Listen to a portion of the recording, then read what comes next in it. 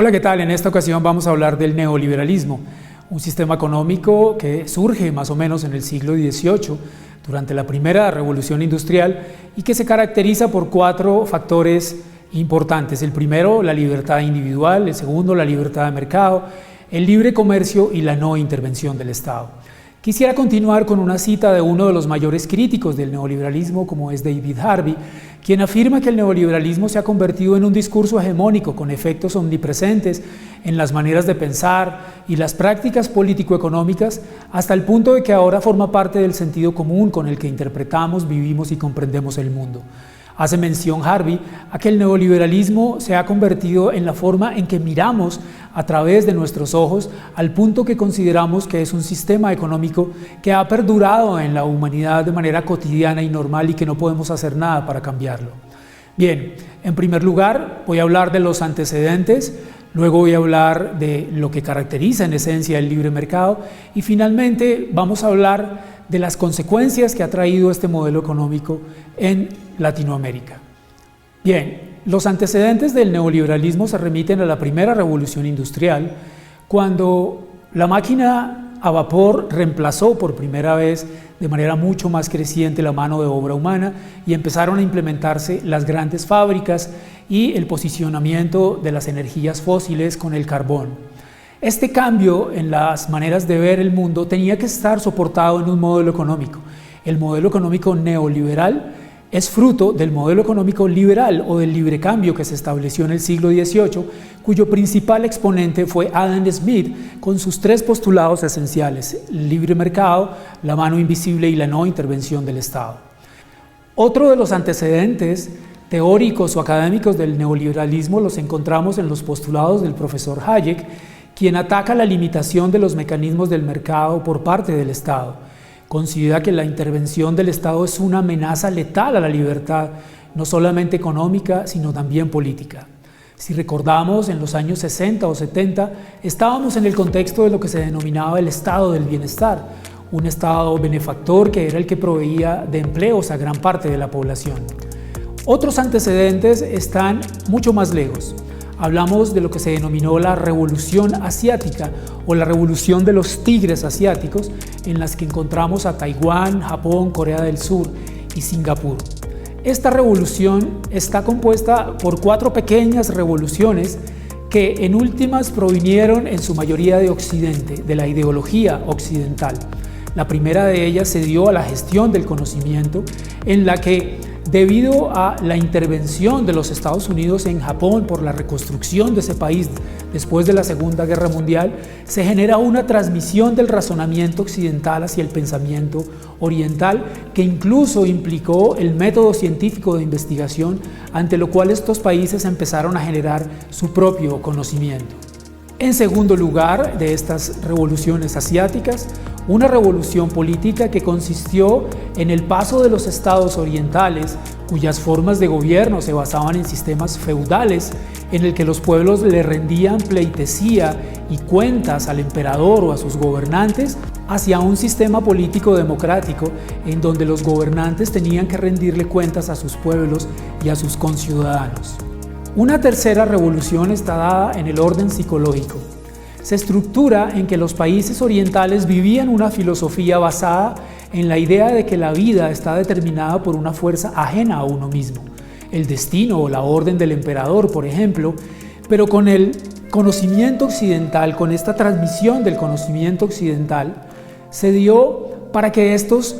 países empezaran a pensar desde una perspectiva mucho más individualista, en la que cada ser humano es completamente responsable de su propia vida. Se hace consciente de que es capaz de mejorar sus resultados y lo plantea de manera recurrente. La cuarta revolución asiática hace referencia a una serie de reformas económicas que se dieron para impulsar unas reformas institucionales y económicas a favor del libre mercado, la no intervención del Estado y el libre comercio, que promovieron la competitividad de estos países frente a Occidente. Los antecedentes del neoliberalismo, entonces, los encontramos desde la perspectiva teórica en los postulados del profesor Hayek y del profesor Friedman y la Escuela de Chicago, y por otro lado, de todas las consecuencias de la reconstrucción de Japón por parte de los norteamericanos después de 1945 y estas 4 reformas que hemos mencionado. Se da entonces como resultado el fin del estado del bienestar y el comienzo del neoliberalismo, que es lo que vamos a caracterizar a partir de este momento. ¿Cuáles son los principios del neoliberalismo? Es difícil considerar que un modelo económico considere que la desigualdad es un valor positivo en sí mismo, pero este es uno de los postulados del neoliberalismo. Para esto debe existir un Estado capaz de reducir el poder de los sindicatos, pero muy limitado en la intervención económica y en los gastos sociales, puesto que se debe permitir la inversión extranjera y la libre competencia de las empresas, tanto nacionales como globales. El Estado debe estar pendiente del control del dinero, es decir, debe proveer la estabilidad monetaria para que no se presente la inflación y tratar de mantener la inflación en un dígito. Además, el neoliberalismo tiene como principio que debe existir una masa natural de desempleados, la creación de un ejército de personas sin trabajo que se convierte en una reserva para poder romper las estructuras de los sindicatos. Esto lo vimos en los años 90 con Margaret Thatcher en Inglaterra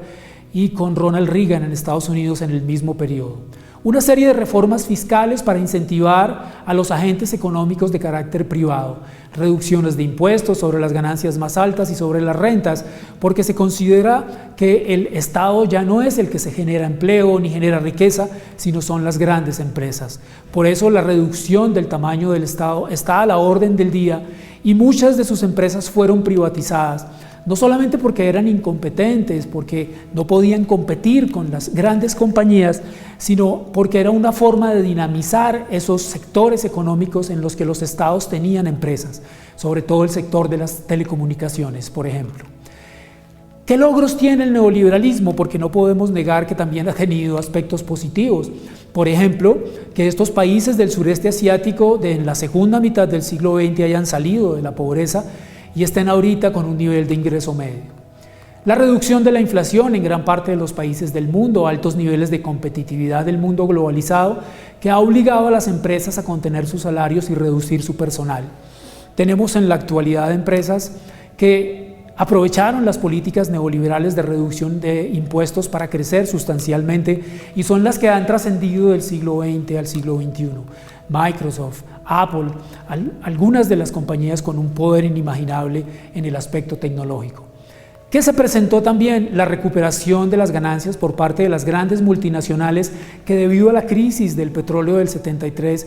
las habían visto mermadas. El crecimiento de una tasa de desempleo que se sigue viendo en nuestros países, que es concebido como un mecanismo natural y necesario para cualquier economía de mercado que pueda ofrecer salarios competitivos alrededor del mundo.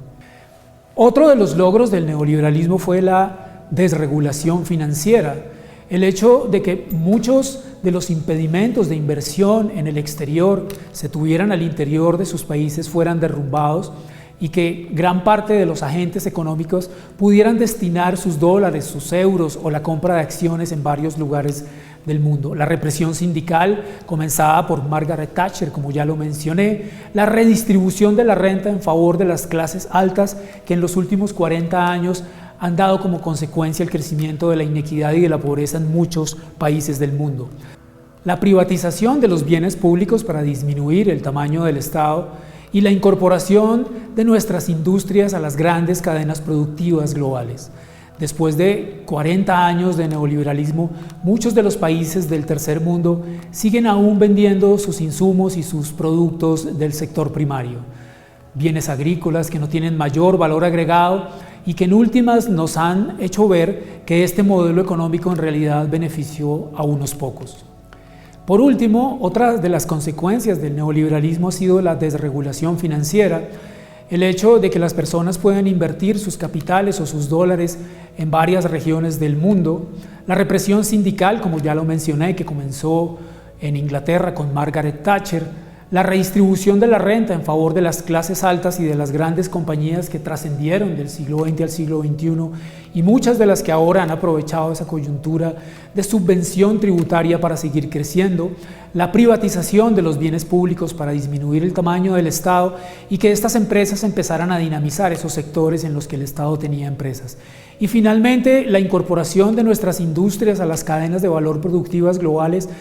con insumos del sector primario, generalmente, no con bienes terminados de alta tecnología como lo hacen los países industrializados. En últimas, el neoliberalismo, que ya está empezando muestras de que llega a su fin o que está dándole cabida a un sistema blended combinado en el que el Estado empieza a trabajar un poco más a favor de las clases favorecidas, ha dado como resultado que la humanidad, que los países, los estados, los congresos le pongan mucha atención a los modelos económicos que habrán de implementarse en el futuro.